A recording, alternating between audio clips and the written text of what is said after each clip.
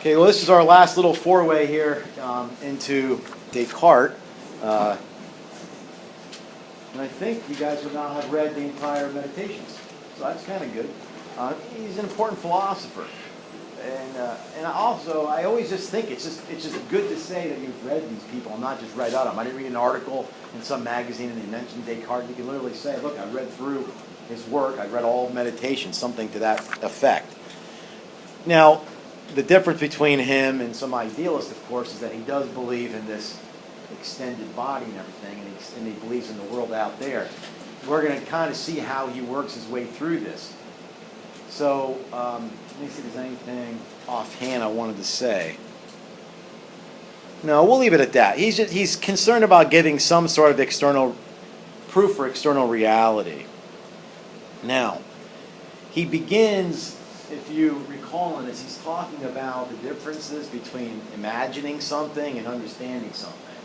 And maybe the average person would think, well, aren't they the same thing? But, philosophers try to dig deep and say, well, what do we mean by each of these? And what's the distinction between imaging? And what's the distinction between that and understanding and such? So let's do this so that we can explain it. And I have some examples up on the screen to help. But if you can, in your mind right now, can you picture a pentagon? You just kind of do it in your head, all right? We should be able to do that. I mean, it's an easy enough form for us to kind of grasp. And everybody knows, even if it's shaped a little different, the color, all that stuff might differ, but we know what that looks like, and we can picture it in our heads. He says that's the imagining part, all right? So it's an image. And literally from that, it forms an image in your mind. He says, and this isn't exclusive only to the images, but, because these aren't really part of my essence, who I am. Remember, like we talked about accidents and essence, or accidents and substance, however you want to put it. In other words, he says, I can picture a pentagon in my head, I can picture a triangle in my head, or I could not picture a pentagon and not picture a triangle, and it doesn't change me. I'm still who I am. So he's not making a case that these things are part of the essence. But I think his reason for mentioning is that because he's going to start wondering a little bit later, where do these things come from? How do they get there? And again, if this sounds like odd to you, because it could, depending on your background and the flavor of how you understand the world, you might think that's an odd thing to even ask. But philosophers are almost like children. They just keep asking the most basic questions. And what usually happens is that we don't have the answers. We just think we do. And the minute you start questioning somebody, all of a sudden they realize, boy, I really don't know. Because if you ask most people, like, if you just ask the average person, can you explain to me what it means to understand something? You watch them struggle. I mean, it gets a little hard to try to lay it all out. And even if they start doing it, somebody will say, what's the difference between, like, say, knowledge and understanding? There's a difference there. What's the difference between knowledge, understanding, and wisdom? What's the difference between wisdom and information? And all those kinds of things. So those are the things philosophy likes to clear everything up and try to understand it as clearly, distinctly as possible before it moves on. So anyway, so we could all picture some sort of pentagon in our heads. So anytime you picture something, that's the imagining of it. But then he comes up with this idea of a chilogon. Has anybody ever heard of that before? Well, before I read Descartes, I never heard of that either. So, but that's not a 1,000-sided figure. Believe it or not, when I tried to go on to Google, they actually had some, but how would you know? I'm not going to count the dang things. It's just like too much work. So I just put a multi-sided figure up there. So the problem is that we really can't picture that. I mean, how could you picture it? I mean, if you just try mentally, if you're like me, you're going to start with a circle and start to flatten it a little bit. But there's no way I can keep it all in my mind that I have now given 1,000 facets. It's never going to happen. So I really can't imagine that. And he made the point that if you think you can, then try to imagine a 999-sided figure. And make that distinct in your head from the 1,000-sided figure. You just can't do it, right? So the difference then between this imaging and knowing is where he goes with all of this, is that he says understanding isn't about the images that we see. It has to do with the ideas. So you and I, we can real easily grasp the idea of a 1,000-sided figure. Yeah, it's a figure with 1,000 sides, and it's going to look something like this. I know that. So we could almost say I know it, but I can't image it. Now this is interesting too. You know, I mean, this is like at a side note. But if you ever like wonder how some of this stuff applies, do you know how some people? Okay, did anybody ever watch some sort of documentary on Mozart? Did anybody ever watch? There was a movie years back called Amadeus. Did anybody ever see it? We'll go on the YouTube and look for it, okay? But as a child prodigy, this guy would just nail things out. If his music instructor said, can you give me some variations, like the music instructor would lay out a theme and then say, you know, for your homework, please give me some variations on this. And the students come back in and they have 3, 4 variations. He's got 500. I mean, it's like all over the board. He walks into the king, and the king's Salieri, you know, his nemesis, or I guess Mozart Salieri's nemesis. The Salieri does like a small musical piece that is just, you know, there to welcome Mozart when he comes to visit the king to do an opera. So the king's like, well, can I play it? You know, so the king plays it, and he's not that good at it, but, you know, Mozart's, you know, delighted that the king actually did this for him. And then as a gift, after their meeting, the king says to Mozart, hey, here, would you take the score? I'd like you to have this as a gift. And he says, no, you can keep it. I got it here. And he goes, I played it once, and you weren't even in the room for half of it. Are you telling me that you... He goes, yes. He goes, prove it. So Mozart sits down, hammers it out, and he starts going, well, that really doesn't work, does it? What if you try this? And before you know it, he recomposes it right there in front of him and plays it perfectly. And you know, when you get to the point where they say, how can you possibly do this? He just says, I see it. I mean, it's almost like it's just there. It's like he can't even really take credit for it. So anybody here that's an artist, it's the same way. Somebody will say, how can you have that talent? Well, okay, you do have a talent, but it's there. You don't know how to explain it. It just makes sense to me. People do that at the piano. They do that on watercolor. Writers do that all the time. Some people just have a way. They call them wordsmiths. But, you know, yes, there's things there that you tweak, that you become better at it, but you just see it. Well, you know, it's probably the same thing here. This is why we talk about people in imagination. This is why in the intellectual life, imagination is so important. So like the doctoral program that I went through and such, it's interesting, even though a lot of them are atheists, even Marxists, they have a penchant for Catholic intellectual thought, which I thought is the strangest thing. They actually single it out. And when I ask them why, it's because of the imagination behind it. They're like, you know, when you see Tolkien, you see all these things, it's like, how did somebody have all that in their head? You know, it just amazes them. Well, this is the imaging. So maybe there are people out there that can image this 1,000-sided figure. But Descartes' point stands. I mean, the most of us, this isn't our thing. You know, we know it. Okay, I get it. You know, I would know it, but I would not be able to picture it. The people that picture it, I think, you know, you got a different thing going on. And that's your gift, right? That's your shtick. So wherever it works out, good for you, right? But either one of these, quite frankly, we would know. So maybe you can go back and probably even do something about Socrates and the slave boy. I mean, I imagine if you wanted to be creative, you could probably show how the slave boy knows these things, and maybe how he could imagine the 5-sided one. I don't know. It'd be an interesting thing to see if you could do something like that.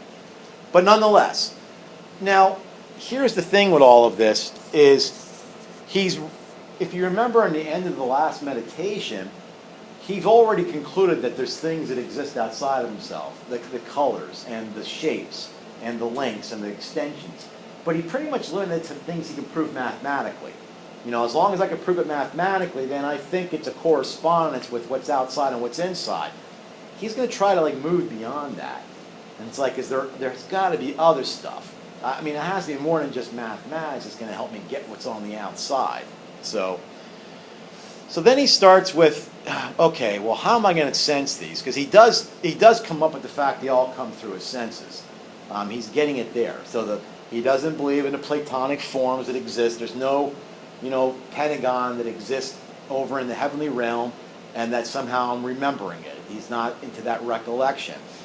He's a little close to the Aristotle in a sense as a rationalist, where he says there's something essential to a pentagon. It's got to have those 5 sides at vertices. It's got to have the same interior angles. It doesn't matter how you shape it. Those things are essential, but they only ever show up in actual pentagons. They never show up in, there's no perfection of it, all right? The perfection only exists in the particulars. So Descartes says, okay, well, let me back up a little bit. Because if you remember, his methodological doubt was just a principled way to get to the beginning point. And then from there, he can move on to try to say, how do I apply this outside? So he's going to start almost himself doing, let me go back and see what is it that I did. So first, what were all those beliefs that I doubted in the beginning? And that was almost everything, right? He started by saying, I doubted all those things. So let me go back and ask, what were those things that I doubted? Then he says, now let me try to remember, why did I doubt those things? He's just being thorough, okay? And then he says, now moving out from that, what can be believed at this point? So he's just trying to work this out a little bit. And he gets to the point where he realizes, these images and these sensations, he's like, where do these things come from? And he knows they don't really come from him. They're not really part of his essence. That's kind of why he threw that out there, right? I mean, if they came from me, they probably should belong to me, and then it'd be something less of me if they weren't here. So they're not those things that belong to me. Where do they come from? I know they come from out here somewhere. Are they innate? How does this work? He's asking these kind of questions, right? He does get to the point where he starts to ask himself, well, I wonder if God can do this, right? I mean, because remember, God's an important part of his epistemological understanding of the world, and he's thinking, well, God can certainly put all this stuff into my mind. God can do that. But he's also going to stop, and he's like, well, wait a second. I started here with my plan, and I'm recalling why I doubted some things. I doubted some things because sometimes my senses were not accurate. So maybe I have to watch it here. But God really could make them inaccurate in my mind, though, too. I mean, if they come from God and they're inaccurate, well, then, hey, maybe he's the origin of it. But he's already kind of laid the groundwork in his thinking, right? So he's already talked about this ontological argument. Remember, he just real briefly, he said, look, there's something that's perfect. If it's perfect, it has to exist because existence is part of perfection. So he's got this sense that this God exists, and if he's going to try to make any claim whatsoever that God can be the source of these images and sensations that might be in error, then he's going to have to conclude that God, too, would deceive him. And he stops right there and he says, that's not possible. Because that would not be part of his perfection. I'd have to believe in a God that's imperfect because an only imperfect God would try to deceive me. And he wouldn't deceive me, so these things really can't come from him either, okay? He's just kind of working all this stuff out. And again, you can critique him on this. Nobody said that he nailed it. He's really just trying to be methodical. And he's not doing it the same way of Augustine, right? He's not having this discussion between Augustine and reason, like himself. And he's not doing a flat-out Socratic dialogue. But he is still trying to whittle down error, which is, still somewhat Socratic. The only difference here, now, I guess maybe you can accuse him. This is actually like you want to call it like a downfall of the Socratic method. If you read through, did anybody read, like when we read the Slave Boy, did you get the feeling like Socrates was leading them with questions? Yeah, okay. Well, everybody pulls that out. So that's a little questionable on how valuable is the Socratic method there, because it wasn't the slave boy asking himself questions, and it wasn't him picking random questions. It was almost like you could almost picture like a lawyer and somebody in the witness box. Yes, you're being asked questions, and yes, the witness is answering, but the lawyer is being very keen where he's bringing this person and the way that he's bringing which questions he can ask. So that's fair enough if you picked up on that. But, all of our education and all of our learning as it continues, even outside of the formal sphere, is still this type of method. You know, like when we do our discussion, it's coming up not too long, it's going to be hands across the hills. And you're probably wondering, like, what in God's name does this have to do with this course per se? Did I talk to you about that at all? Let me just say it real briefly. It's a podcast about what do you call them? A conflict resolutionist. So she's a diehard Democrat. We'll just say liberal. She's a diehard liberal from New England. And she was upset with the last election, but not in the way you might think. Well, she probably was in that way too. But she couldn't understand, like, why? How can we get over this? Like, if this was a conflict between us, how do we overcome it? So she found some very conservatives from Kentucky, a coal region in Kentucky, and they started something called Hands Across the Hills or whatever. And they started just by, phone calls and letters. And then they started actually visiting each other. And they started just entering into dialogue, and none of them really changed their positions politically, but it humanized the other person, and they started asking different questions. So I guess I wanted to see, like, how like our questioning methods and dialectic methods would play out, and like what we can learn from that type of thing. Anyway, but my point bringing that up isn't just to give a shout out to it, but this is like how Descartes moving through this. This is what we should be doing with all things. I'm like really, when somebody like shares a meme with me, I am an absolute nerd. I look it up, every blessed thing. And I won't even pass it on to my kids if I can't identify where it came from, what book it came from, or if it said wrong. And for a guy that I love dystopian literature, George Orwell gets quoted all the time. And let me tell you, he's like Benjamin Franklin. He never said half the stuff people say he said. It shows up all the time. But think if we did that, right? I mean, all you're doing is working through the methodological doubt the same way Descartes would. In other words, it's not like you don't think there's not a truth, but if somebody presents you with something, the first,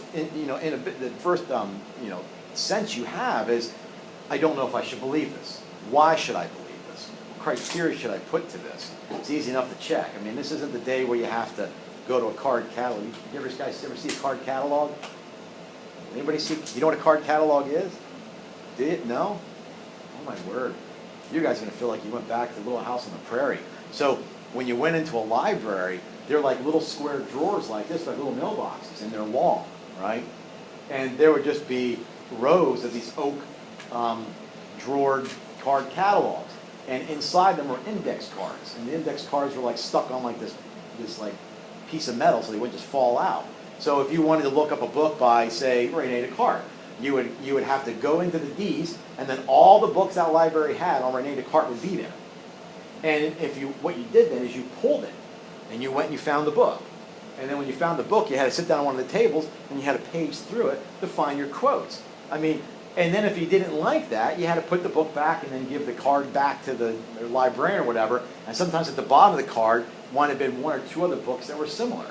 But that was it. So you literally had to read everything, even if it was speed reading, to get to something. Well, I could understand if people were misappropriating quotes and such back then, because some people were just been lazy. Today, what does it take? And Siri. I mean, you just talk into the thing and it checks it right away. But anyway, so that's where I think his process of thinking is beneficial for us, regardless of how we feel about his particular project per se. But it gets to the point where he says, look,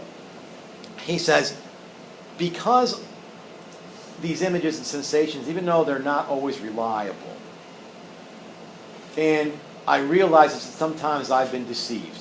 I know it's not God. He's here, if you remember, he was talking about the aspects of human nature. And he starts talking about what exactly belongs to the human nature.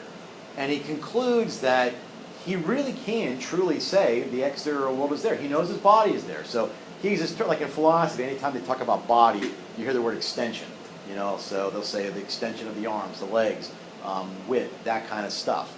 So he is, at this point, he's satisfied. Even going back through his plan of 1, 2, and 3, what can be believed? Here's what he concludes. I can believe an exterior world exists, although, there's a caveat, I know it imperfectly. He just kind of goes like this. I mean, because I can't know any better than I would know something with my senses. I may doubt my senses, but I don't doubt that my senses tell me if something is real there.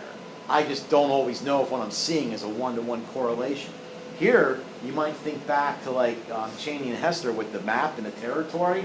Like if we were to put this into that scenario, we would say that he is just conceding that the actual map does not represent the territory, and he's good with that. He almost would fall more in line with that type of Native American epistemology.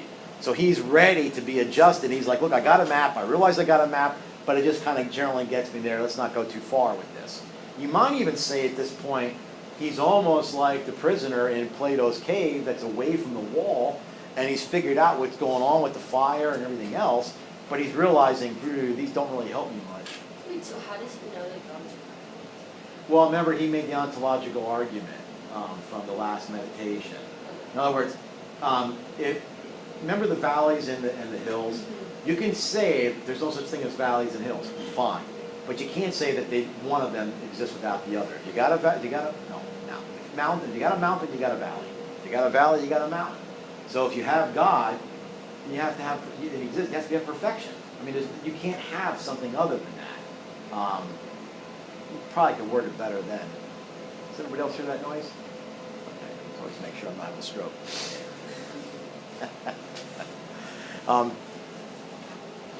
Yeah, but he works through. If you look back on Wednesday's lecture or whatever, his ontological argument. And again, it may not be very convincing for us, but it's good enough for him. All right? So he can't prove he has a physical form of life. Say that again, Nicole? He can't prove he has a physical body. Well, he can, yes. No, at this point he does. He accepts that, okay? Oh, let me say this. We'll do this part, then let's see if I don't answer your question, ask me it again. Okay, so at this point, he's sure, well, first of all, he does believe already now that he has a physical body because he can sense all these things. And here's how, this might help explain it, right? So he's got this mind-body dualism thing going on. But the reality is that he knows he has a body because he feels all these things. He feels pain, he feels sorrow, he puts his hand over fire, he feels it. Well, again, am I being deceived? Well, how can I possibly be deceived to the point where this is not real? All right, so this is almost like, you're probably looking like this is very practical. He's almost a common sense kind of person at this point. Because he's saying these things may not be part of my essence, but I know they didn't come from God. And remember, part of his epistemological plan is that God is kind of there as the referee to make sure that the malevolent demon doesn't deceive him. So he knows that God's protected. So God's very important for his project. You take God out and the whole thing sort of collapses on itself, okay? I mean, there's still bits and pieces that are good for us to look at, but it really doesn't hold together. So he talks about this mind and body, and he says, look, the difference is here is that, first of all, the mind's indivisible. Unextended, yeah. It's indivisible and unextended. So there are no parts to the mind. There is no width, breadth, height, or anything like that. And he says, my body is extended, But he's still a little curious. Like, there's all kinds of types of dysphoria. Have you guys ever heard of gender dysphoria? Of course you heard of that. That wasn't where I was going. Limb dysphoria. Have you ever heard of limb dysphoria? Okay, so there are these people that feel one of their limbs is not theirs. Yeah, it's like bodily identity. Yeah, it's body identification disorder. It's very similar, right? So what happens is, and the one case I read, I mean, you might do this in medical ethics, and we'll see next semester, but the individual said this is a foreign object. It's literally, he feels like somebody attacked. I don't know how you would think it, right? I mean, I have a hard time imagining this. By the way, he says you can imagine yourself without a body. He says you can almost imagine yourself without a body, like you'd have like this mind invested, like a spiritual thing. But nonetheless, in limb dysphoria, this individual would go to counseling, and the counselor could not, the man intellectually knew it was his leg. I mean, he didn't think he fell asleep some night and somebody put a different leg on him. He's not silly about it. He just doesn't understand how this is not me. And I need this amputated. right? Well, there's nobody's going to amputate that leg. So he tried, but there's no medical professional that can do that. Well, they won't do it, right? And so they tried with counseling, and he refused. Well, what they normally do is they take things in their own hands. So he buried his leg in dry ice, and he kept it there until it literally rotted. And he waited until it rotted so bad, I don't know how he endured the pain, that he then, called 911 and they came. Well, at that point, now they have to amputate it. There's nothing they can do. And he now feels like he's perfectly fine. The body integrity disorder is just a little different, if I'm understanding it correctly, is that sometimes people have a desire to be like a paraplegic, right? Like they walk, but they want to be a paraplegic. So they try the same thing. They try to get medical professionals to amputate the legs because they only can envision themselves as, paraplegics, but nobody will do it. So they wind up doing something drastic, and then they spend the rest of it. And they'll even, with their movable legs, use wheelchairs because that's just how they sense themselves, right? Well, he brings this up. If you saw a part here, he talks about drowsy, being anemic, right? Like holding water. So Descartes talks about how, there are, we know we have a body, but there's even sometimes you don't think like that's part of it. Like he realizes this goes on, but he's trying to say, but I know it's there. Okay, I know it's there. But is that the first time you guys heard of that stuff? Yeah, it's pretty interesting. And it's always, things are always more prevalent than you think too. It's just like you never get a chance. Once you start looking it up, you're like, holy crap, it's all over the place, right? But I'm pretty sure it's in the DSM-5 anyway. I always say DSM. All right. So here's where he goes, Nicole. I think maybe this might help. He knows that the mind is a thinking thing, and he knows the body's a sensing thing, so he knows it's his body because how else is he feeling this pain?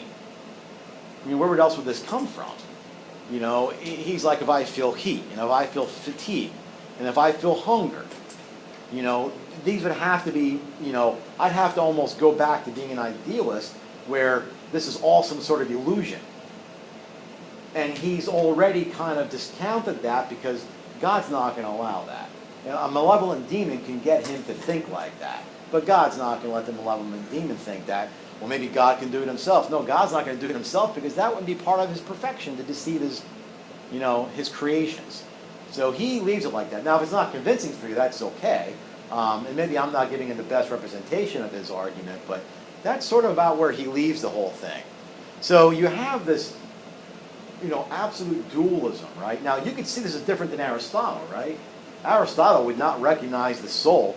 Okay, so when he talks about the mind, he's talking about the soul, the psyche, because the mental capacities are part of the soul. So don't kind of get confused like we have a mind and we have a soul. Just don't think in that regards. But Aristotle is like, there's no way. Like if the soul is the form, right? If the soul is the, what a triangle has to be, well, then it can only exist in a particular. Well, then there is no way a soul can exist outside of the particular body. So the body is the material. That's what changes, the material cause.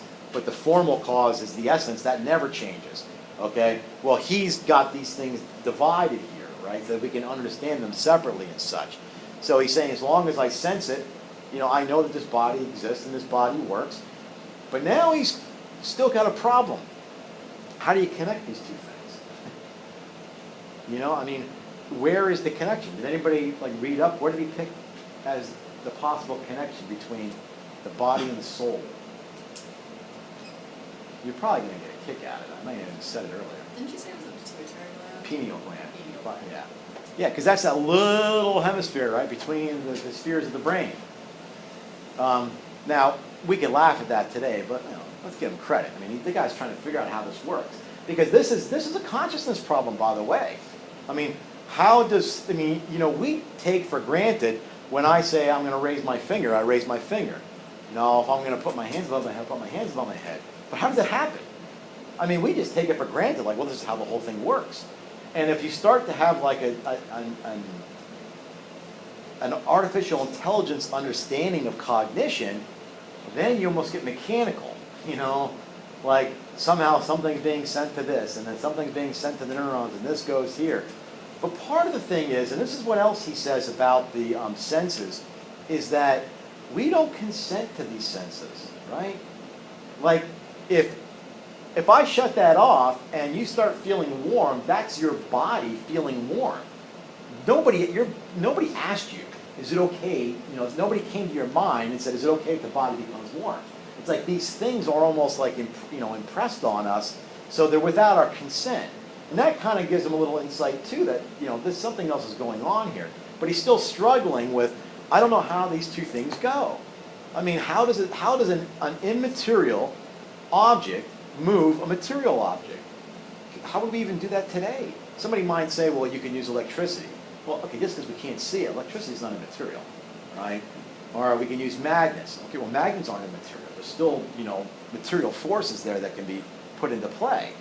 So we still have a hard time trying to figure out how does such a thing get animated, which again is the Latin word for soul. So when we talk about soul, it is the thing that animates the body. It's anima, right? And that's why all living things have souls. All right. So he winds up by saying, look, he sees this nature, and he gives you a couple definitions. Well, he starts with one definition, then he refines it a little bit, right? So he sees like the nature in the world as something that has kind of been designed by God. And so you can almost see like he's thinking everything's working in a particular harmony out there. So he's not talking about nature as in what we see in the universe. He's talking about like nature in a sense in the laws that govern the universe. And he says, now again, this is probably going to sound like an out for you, like he's taking an easy way out and trying to put this all on God, but he's already done that. And in his world, again, let's critique him in his own world, he's came out of this religious authoritarian type understanding of the world. He's also came out of the fact we just kind of overthrew, Aristotelian physics and such. So there's a lot of changes going on. The idea that, God is still at play here, and even from a Christian standpoint, or not just Christian, if you're a deist, you're not going to discount this. I mean, just because you can't come up with an empirical understanding of how God governs the human person in the world, you don't usually jettison that. We may leave it unresolved, but that doesn't mean that we don't think about it. It just means that we don't have a clear way to delineate how the whole thing works. So here he's like, look, there's a coordinated structure to the world. There's got to be some coordinated way that he does it within human nature too. I mean, God somehow, these things are together. And he gets these things to work together. All of this is designed and bestowed by him, right? So we're just going to have to trust that he's managed to find a way to keep all these things together. Other philosophers like, what was it about Leibniz again? With Leibniz with the monads. And the world is the best combination possible. It is. And do you remember like what these little monads were? Like what you described. Yeah. I mean, that's okay if you don't. I'm putting you on the spot. But they were like these independent little happenings, like think like cells. But the way that he said, how do these things work together, God created the harmony for all of these. So in other words, God somehow bestowed in all these things a predisposition so that they would work in a way that everything comes out how we see it. Now again, I don't think like even modern empirical science and physics, they leave a lot on the table too. So this isn't as archaic as somebody might think. But nonetheless, so that's where he winds up at the last part of his meditations. He's concluded, that yes, the body exists, and there's extended things, and I think I can know it, but I can only know it imperfectly. That's his caveat. But I'm not quite sure how these two things go together. Maybe it's the pineal gland, but that's the only thing he can come up with. But even if it isn't, it's still something that's coordinated by God, because the same way that God manages the natural world, we're part of that. So he manages us within that. So the whole thing has laws that somehow work together. Well, there's laws within us that work together, and we just know them imperfectly too. So maybe he's a little more content with, like, I'm okay. This is all the better I know. Does he think the mind is passive?